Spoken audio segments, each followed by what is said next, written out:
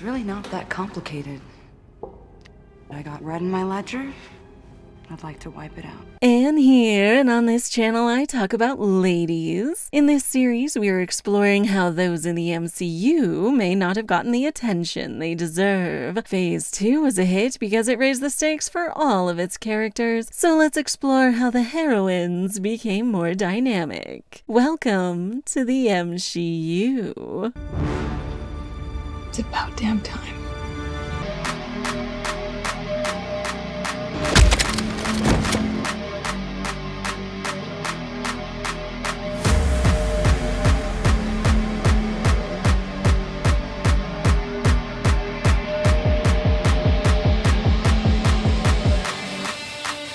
Change of plans.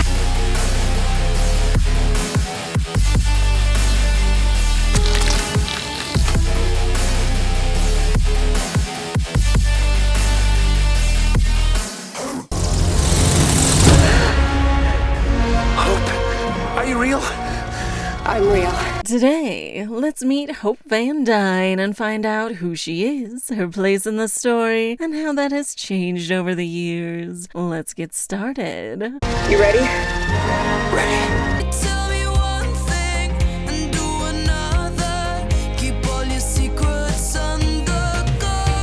Now, in the first phase of the MCU, the women our heroes encountered were generally just doing their jobs. They were involved in the plot because, well, Pepper was already Tony's assistant. Thank you, Mr. Stark. You're welcome, Miss Potts. Natasha was already a S.H.I.E.L.D. agent. What's your name, lady? Rushman, Natalie Rushman. If your opponent. Oh my God! Peggy was part of the SSR. I took a chance with you, Agent Carter, and now America's golden boy and a lot of other good men are dead because you had a crush. It wasn't that. I had faith. And Jane was a physicist who found Thor while at work. You must not give up. You must finish what you started. Why? Because you're right. Essentially, the hero showed up and joined the story she was already part of. In Phase 2, however, our ladies have much more weighty decisions about heroism and if they will join the heroes or not. Drop your gun now! You picked the wrong side, Hope. So we meet Hope here, setting up a unique situation of her being the antagonist for our hero for about half of the film. We establish why in this opening scene. She knows she can take care of the whole Darren Cross situation herself. She just needs the suit from Hank. Just give me the suit and let me finish this once and for all. No. But Hank doesn't want her to do this because of how dangerous it is, so he brings in Scott and they work on training him. She doesn't think that we need you. We don't. We can do this ourselves. Hope is involved in the training, but she is openly antagonistic toward both Scott and Hank. You want to show me how to punch? Show me. Could you please stop telling me that lie? We're working here. She's suspicious of Scott, keeps an eye on him in the house, undervalues his abilities, and even calls the cops on him when he brought the suit back initially. And then Hope has you arrested. Her goal is to prove to Hank that Scott is not right for the job, Okay, we can try this, and when he fails, I'll do it myself. and she nearly succeeds because their arguments do not particularly help Scott learn how to Ant-Man. They're not listening to me. Now, an older version of this story would not give her that kind of complexity. She'd probably just go along with whatever the men told her to do. You've been wonderful. I'd rather be a bride. A Phase 1 movie would have positioned her like Peggy or Pepper, where she would have her own thing going on and just help the hero whenever asked. Is it too much of a problem to ask? Because I Okay. really need your help here. But since this is Phase 2 of the MCU, their team is dysfunctional, and that is not framed as a fault of Hope's that she has to fix. It's fixed by addressing the emotions that led to this dysfunction. Our focus should be on helping Scott. Really? Is that where our focus should be? Which we see in this whole scene, where Scott is unable to control the ants. You have to commit. You have to mean it. No shortcuts, no lies. Hope insists that it requires honesty and demonstrates what she can do with them. When called out, she tells her father, I don't know why I came to you in the first place. Hank tells Scott, We can't do this without her. which just sums up the narrative tension for the first half of this movie, and Scott goes out to talk to Hope. With all that's at stake, just maybe we might have a chance of making peace. But even now, he still wants to shut me out. Scott, as a father of a daughter, can see what Hank is doing when it's too close to Hope for her to understand why he won't pick her for this mission. I'm expendable. He'd rather lose this fight than lose you. And that bit of honesty leads to Scott being able to control the ants. She's opening up a little to Scott, and then they go back inside where Hank finally opens up to her and tells the truth. Your mother convinced me to let her join me on my missions. He explains what happened to Janet and how she died a hero, clearly afraid that Hope will do the same thing. She turned off her regulator and went subatomic. And Hope gets closure from her father. You were trying to bring her back. And the recognition she was looking for, where he sees her perspective. I lost your mother. I didn't mean to lose you, too. And so now she is willing to try out his plan with Scott. Because thanks to Scott, the two of them finally reconcile and are both on the same page for this heist. When we get back to training montages, they are able to do a much better job because they agree with each other, and then Scott is now successful. Nailed it! So the rest of the movie and the heist itself can work out because our team took the time for emotional honesty and building up trust. You know, I didn't know you had a daughter when I called the cops on you. Your mom died a hero.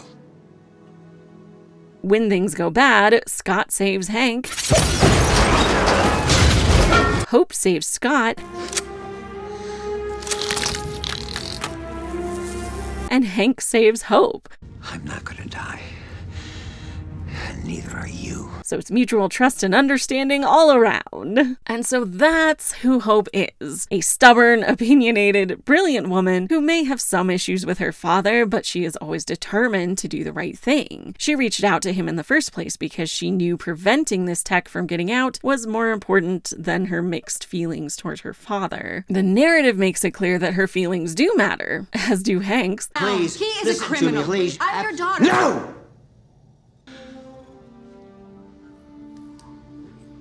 So the heist succeeds because they're able to see each other's perspective. Why didn't you tell me that sooner? I was trying to protect you. While she can handle things independently, Hope clearly does better when she has a partner, even if it means saving his life all the time. Go get that suit. And that's why it's essential in each movie to get her on the team, because she never fails to make a difference when the chips are down. So let's go through exactly how important she is to this universe. I got you. You came back.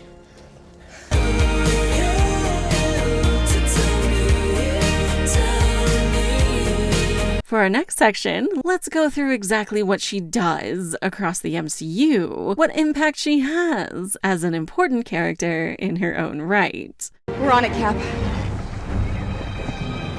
Now, let us not forget that the Ant-Man movies tend to deal with situations that are a smaller scale than most of the other movies in this series, so her list may have a little bit less universe-saving than some of her peers, while still including a lot of very important actions for her to take. In the first Ant-Man, Hope alerts Hank to the progress Darren is making with the technology that Hank spent most of his life trying to keep out of the wrong hands. How close is He he? still can't shrink a live subject. And that sets up the whole heist. I think I found a guy. She has the most dangerous job for the heist, which is to ensure that she has Darren Cross's trust while she plans to betray him. Great. Good idea. Thank you, Hope. I'm so lucky to have you on my team. So that is a delicate balance, and she does quite well at it, while also trying to slow Darren down wherever she can. Darren, maybe we should think. Shrinking organic tissue is the centerpiece of this technology. I can't. During the finale, she takes a gun from this guy when Hank is threatened, and successfully fights this dude, both of which serve as good distractions, while Scott escapes from the trap. When Darren is about to shoot Scott, she stops him with ants.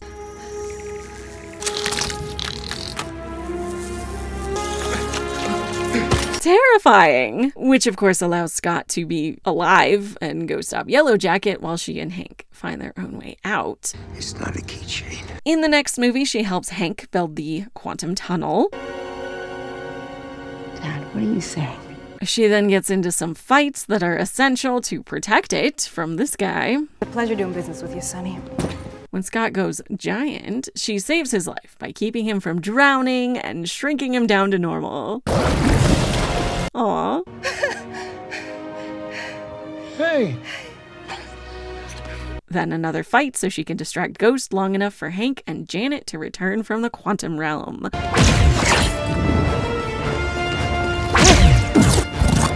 She is part of the big fight at the end of Endgame, and she and Scott get the quantum tunnel in the van up and running.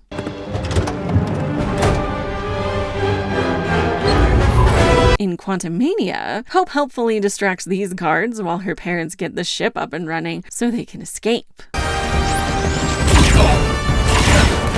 Then she swoops in here to save Scott. Something that intriguingly makes all their other possibilities disappear. Which is pretty adorable of them. They then shrink this thing and have to fight Kang. They work together again and she throws him to break through the shields.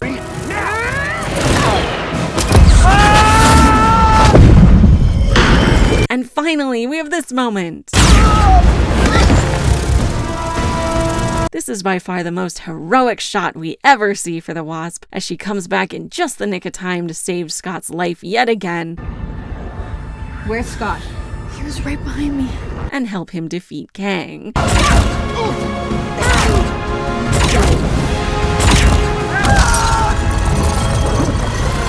Not the greatest movie to end on, but look at her go. She's teaming up to dispatch a supervillain, really showing how much she's leveled up in this series.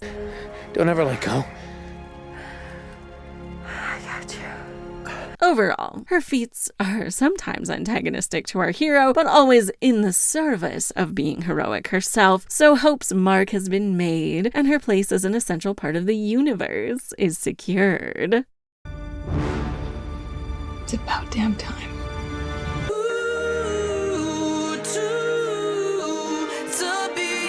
For our final section, let's go through Hope's appearances over the years. And one very unique thing about Hope is that she only appears in the MCU. She is not a character in the comics. There is a Hope Pym, who briefly appears as supervillain the Red Queen, but if you see the Wasp in any other media, she's going to be Janet Van Dyne. It's okay.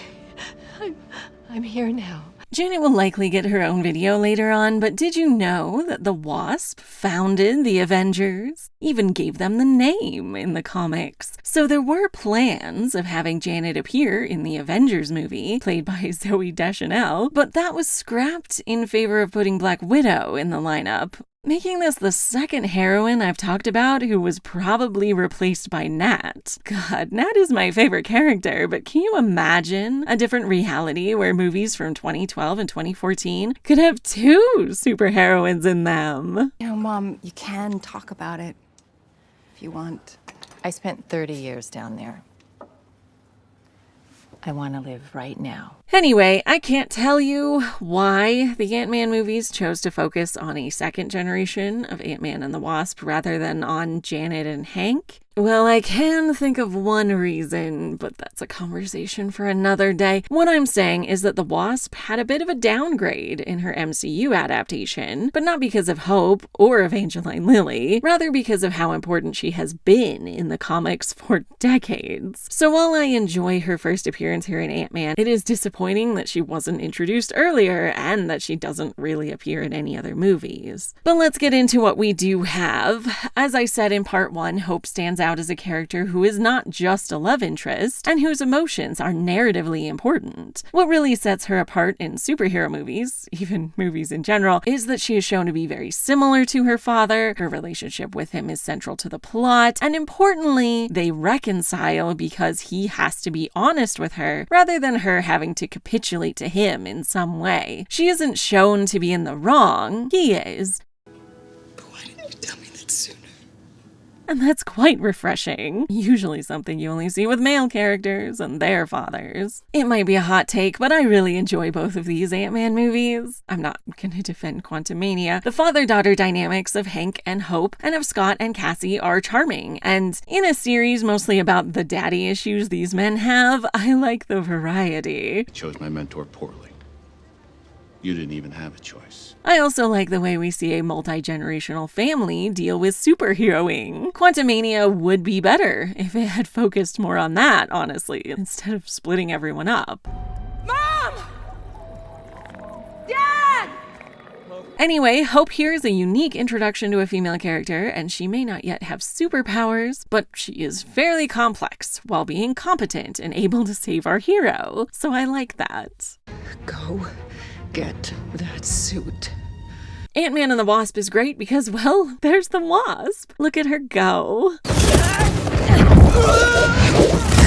Her relationship with Scott is on the rocks for most of the movie, while she is getting along well with Hank now. My main criticism of this film is that most of the elements are good, but could have been better. Just a little bit of wasted potential here for everyone. I enjoy watching it, but unlike the first one, I can be a bit frustrated with how the interesting ideas could have been executed like 12% better and really been a banger.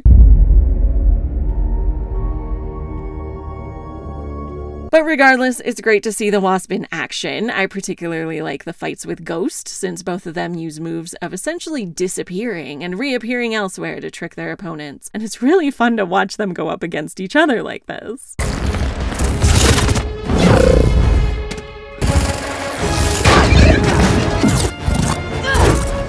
I wish the movie had more of Hope versus Ava as much as I enjoy Wasp versus Ghost. Don't ever touch him again. Now, Hope. I think I'm being rather gentle with your father, all things considered. I am particularly pleased that the plot about getting this presumed dead woman back is more about Hope's mom instead of Hank's wife. I've seen enough dead wife montages, thank you. The hide-and-seek flashback instead is much more interesting. I found you. You always find me, Mommy. Hope's relationship with Scott is more center stage in this movie, with him having multiple conversations about partnership. So maybe you just need someone watching your back. Like a partner. Like, damn, I thought Hope could have been my new true partner, but I blew it. While her reasons for keeping him at arm's length are less impactful on the overall plot than the last movie, they're nonetheless important. But fate brought them back together, and then Hope's heart is all, I'm worried that I can't trust him, and he's gonna screw up again and ruin everything. And the team, again, has to reconcile for them to be effective together and save the day. She's barely in Endgame, though I would say this is her best look. And this shot with her and Scott is so cute. I just wanted to point it out.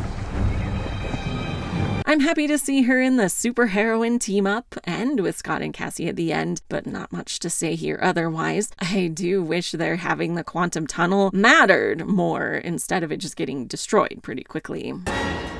That wasn't our only time machine. How long you need to get that thing working? Maybe 10 minutes. Get it started. We'll get the stones to you. Finally, Quantumania doesn't give her much to do. It honestly is one of my biggest pet peeves for female characters, where they are physically present for most of the movie, lots of screen time, but almost nothing is done with it. But Hope, she saves it every day. I am somewhat mollified because this is more Cassie's movie or Janet's. Both of them have arcs and significant pathos. I know you've been waiting. Now is the time to strike. He knows he can't take all of us. We have to go now.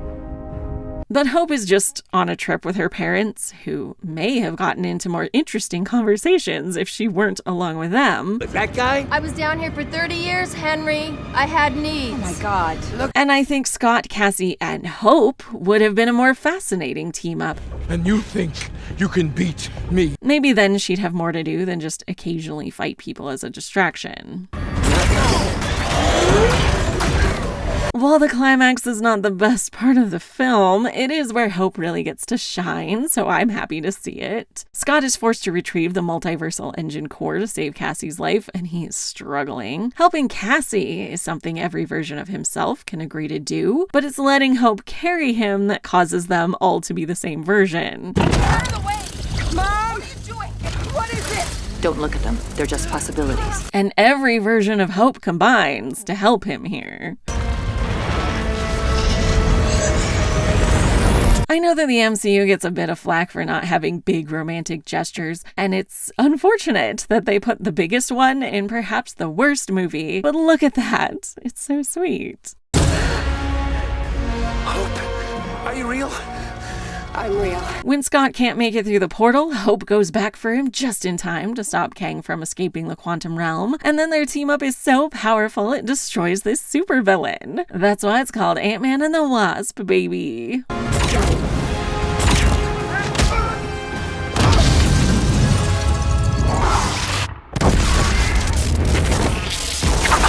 I don't particularly care for the second season of Loki, so I like to imagine that these two get to defeat this character once and for all. I love you, Hope. I love you, Scott. So one of the highlights of the MCU is that we've got Pepper destroying the supervillains in every movie of that trilogy, and we've also got Hope saving Scott's life in every movie of his trilogy. Gotcha. And because Hope is a Phase 2 edition, she gets to be a superheroine in her own right. No offense to those 20 seconds we got of rescue. The Avengers movie really dropped the ball by not including her more, but the trilogy handles her pretty well. I am charmed that teamwork is so essential in these movies, but it is a bit of a disappointment that the Wasp doesn't really do anything single-handedly. Making that list for part 2 was surprisingly difficult. We gotta get out of here. Fast. I have an idea. Still, saving a superhero regularly is nothing to scoff at, so I like what they've done with her overall. If this is the last we see of her, at least she got to go out on a super heroic note and have a happy ending. Something I cannot say for the vast majority of heroines in this series. Good for her. Let's go home. Home's good.